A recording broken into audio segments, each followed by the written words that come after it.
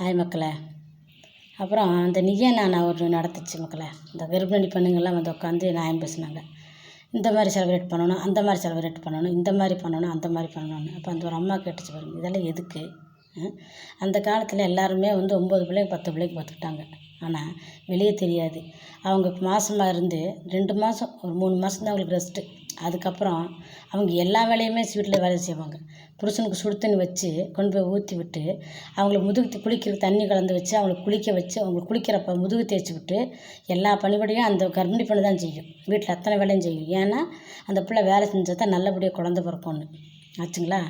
யாருக்குமே இந்த மாதிரி அந்த மாதிரி செலிப்ரேட் பண்ணணும், இந்த மாதிரி செலிப்ரேட் பண்ணாலும் அந்த காலத்துலலாம் இல்லை. வளகாப்பு இருக்கப்பட்டவங்க வளகாப்பு வைப்பாங்க, இல்லாதப்பட்டவங்க ஏதோ அது ஒரு அளவுக்கு இது பண்ணி விட்டு வளகாப்புன்றது ஒன்று வச்சு இது பண்ணிடுவாங்க.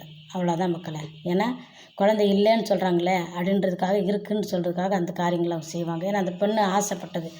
ஏன்னா பிரசவன்றது அந்த பெண்ணு மறுபடியும் உயிரோட வருவாளா வரமாட்டான்றது ஒரு அந்த ஒரு இதுக்காக.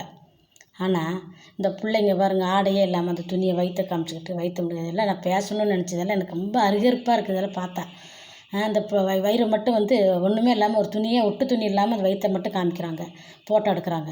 இதெல்லாம் பார்த்தா நமக்கு அருகருப்பாக இருக்குது, அசிங்கமாக இருக்குது. அந்த குழந்தைக்கு அந்த திருஷ்டி தானே. இது உங்களுக்கு புரியாதா? இது ஃபோட்டோ சுட்டு எடுக்கிறேன், அதுக்கு நம்ம மோல்டி பண்ணுறேன், அந்த இது பண்ணுறேன், அது பண்ணுறேன்னு. உண்மையில சத்தியமாக வந்து எந்த மாதிரி உலகத்தில் நம்ம வாழ்கிறோன்றது இன்னும் நல்ல ஒரு நம்ம தமிழ்நாடு வந்து ஒரு அருமையான ஒரு ட்ரெடிஷ்னலான வாழ்க்கை வாழ்ந்த தமிழ்நாடு. இன்றைக்கி இவங்கெல்லாம் பண்ணுற அட்டூழியத்தையும் அக்கிரமத்தையும் பார்த்தா அசிங்கமாக இருக்குது. ரெண்டாவது நமக்கெல்லாம் ஏன்டா இன்னும் நம்ம இருக்கிறோன்ற மாதிரி இருக்குது மக்களே. அதில் அந்த அம்மா நல்லா கேட்டுச்சு, சந்தோஷம் தான். அது அந்த அம்மா கேட்டது உண்மையிலே நல்ல சந்தோஷமாக இருக்குது.